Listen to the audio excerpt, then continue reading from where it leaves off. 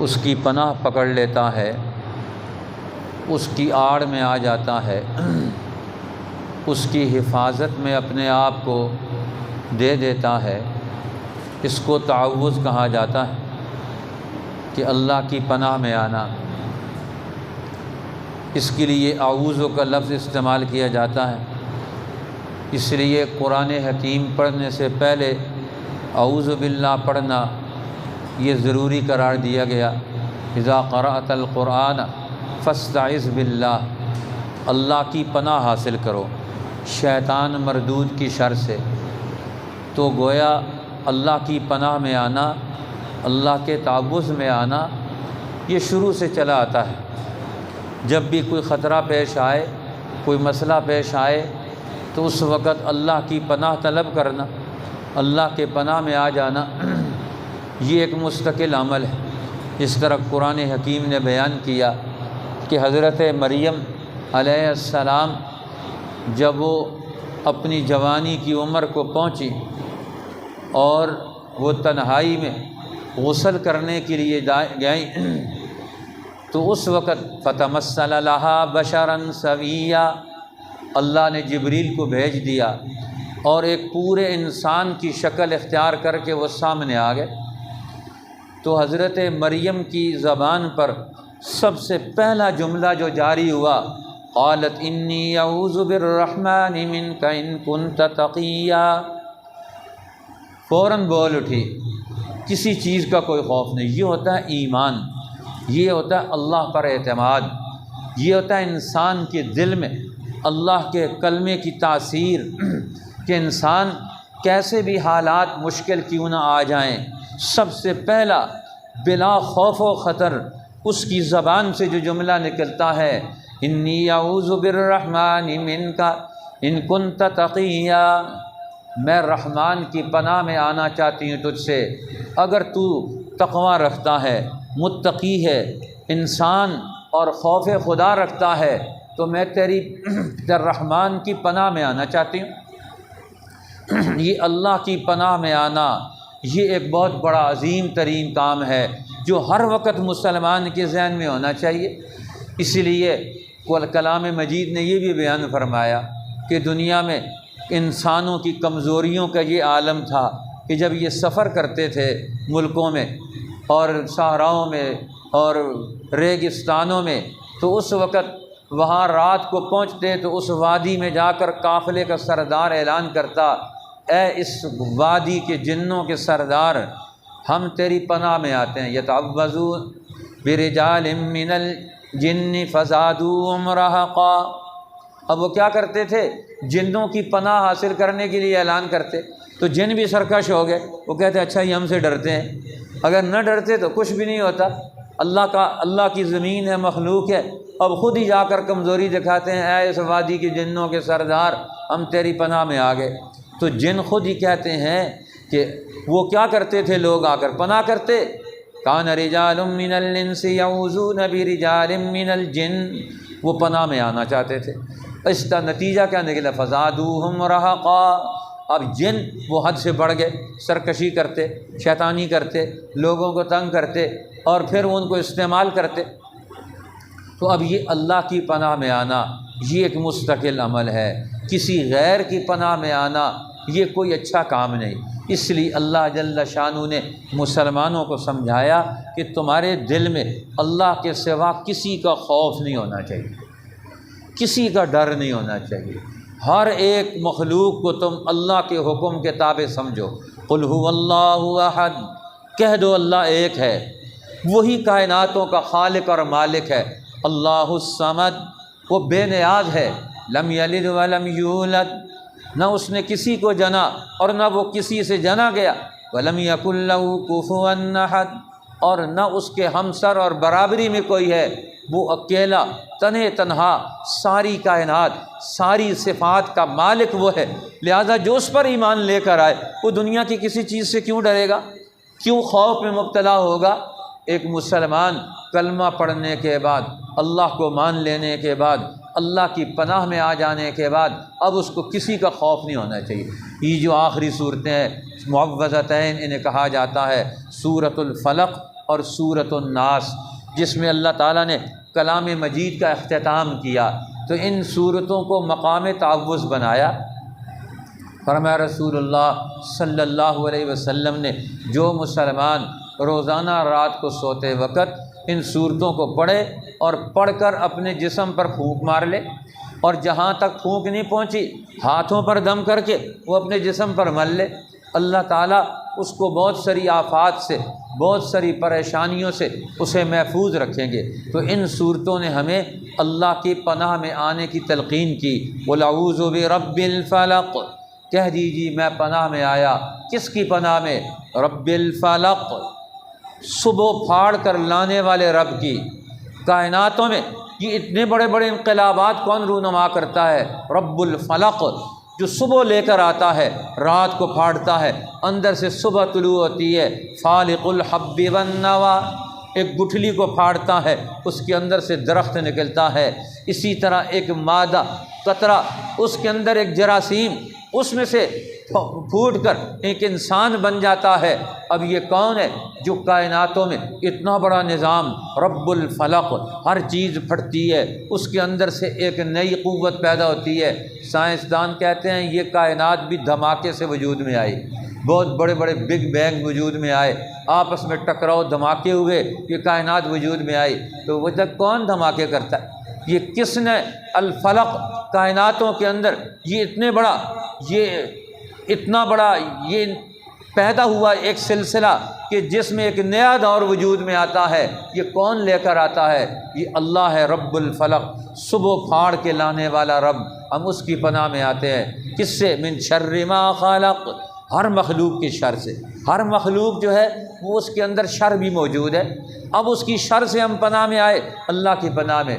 من شر غاسق اذا وقب، اندھیرے کی شر سے جب چھا جائے۔ اب اندھیرے میں بھی بہت ساری مشکلات ہیں، بہت ساری مخلوقات ہیں جو اندھیرے میں گھوم پھر رہی ہوتی ہیں، اب ہمیں پتہ بھی نہیں چلتا۔ اب اندھیرے کی شر سے بھی پناہ میں آتے ہیں جب وہ چھا جاتا ہے، جب کسی قوم پر اندھیرا چھا جائے، ظلمت اور تاریکی چھا جائے، جہالت چھا جائے، تو وہ بھی قوم تباہ و برباد ہوتی ہے اندھیروں کی وجہ سے۔ فرمایا ہم اندھیروں کی شر سے بھی تیری پناہ میں آتے ہیں۔ وَمِن شَرِّ النَّفَّاثَاتِ فِي الْعُقَدِ، گروں میں پھونکنے والی جماعتیں، جادوگروں کی یا اسی طرح منفی خیالات ڈالنے والی جماعتیں، ان کی شر سے بھی تیری پناہ میں آتے ہیں۔ وَمِن شَرِّ حَاسِدٍ إِذَا حَسَدَ، اور حسد کرنے والے کی شر سے تیری پناہ میں آتے ہیں جب وہ حسد کرنے لگے۔ یہ 4 قسم کے شرور ہیں جو انسانوں کو گھیرتے ہیں۔ اب اس صورت میں بتایا کہ تم ان 4 قسم کے شر سے اللہ کی پناہ میں آؤ۔ تو یہ سورۃ الفلق پورے کائناتی نظام میں جو شر ہے اس سے بچنے کا راستہ بتاتی ہے، ہر مخلوق کے شر سے نکلنے کا راستہ اور طریقہ بتاتی ہے۔ اور پھر اگلی صورت پاک میں اللہ تعالیٰ نے سورۃ الناس، قُلْ أَعُوذُ بِرَبِّ النَّاسِ، اللہ نے یہاں تو کائناتوں کے رب کے ساتھ اپنا تعارف کروایا، اور اس صورت کریمہ میں اللہ تعالیٰ نے انسانوں کا رب ہونے کا اپنا مقام اور مرتبہ بیان فرمایا کہ فرمایا میری ذات کو پہچاننا چاہتے ہو تو پھر تمہیں اپنی حیثیت کو بھی پہچاننا پڑے گا۔ اب میرا تعارف کیا؟ کہہ دو ہم پناہ میں آئے کس کی؟ برب الناس، کس کی پناہ میں آئے؟ لوگوں کے رب کی، انسانوں کے رب کی۔ ملک الناس، انسانوں کے بادشاہ کی پناہ میں آئے۔ الہ الناس، انسانوں کے معبود کی پناہ میں آئے۔ اب اللہ تعالیٰ نے اپنا تعارف کروایا، رب الناس، ملک الناس، الہ الناس، کہ میں ان 3 صفات کا مالک ہوں، انسانوں کا رب بھی میں ہوں، انسانوں کا بادشاہ بھی میں ہوں، انسانوں کا الہ اور معبود بھی میں ہوں۔ لہذا اب انسانوں کے اس معبود کے پناہ میں تم آ گئے، تو اب پناہ میں آنے کے بعد کس چیز سے پناہ حاصل کرنی ہے انسانوں نے؟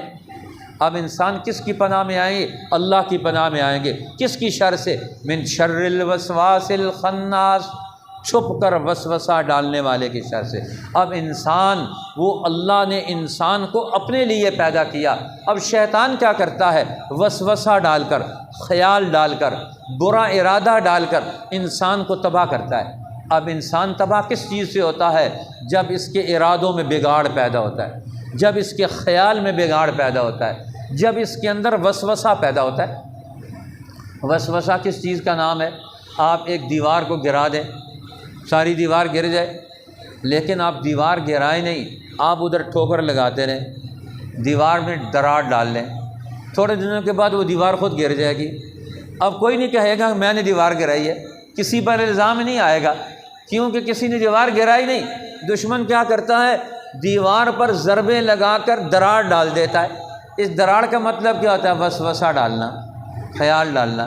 شیطان کیا کام کرتا ہے؟ کہتا ہے میں تو کوئی کام نہیں کرتا، میں تو صرف ایک انگلی۔ وہ کہتا ہے نا، واقعہ بڑا مشہور ہے، شیطان سے کسی نے کہا تو کیا سارے لوگوں کو گمراہ کرتا ہے؟ کہتا ہے میں تو کچھ بھی نہیں کرتا، یہ خود ہی سارے کام کرتے ہیں انسان۔ بھائی تو کیا کرتا ہے؟ اس نے کہا میں تو صرف ایک انگلی لگاتا ہوں۔ اب وہ گیا حلوائی کی دکان پر، مٹھاس میں سے اس نے انگلی لگائی، دیوار پر لگا دی، دیوار پر مکھی بیٹھی۔ اب مکھی بیٹھی، چھپکلی آئی، چھپکلی کو اس نے مارا تو چھپکلی اندر گر گئی۔ اب چھپکلی گری اندر، اب وہ وہاں ایک بلی دیکھ رہی تھی، اس کے پیچھے بھاگی، وہ بھی اس کے اندر۔ اب پیچھے بلی کا مالک آیا تو وہ جو ہے نا اس نے بھی آ کر لڑائی ڈالی۔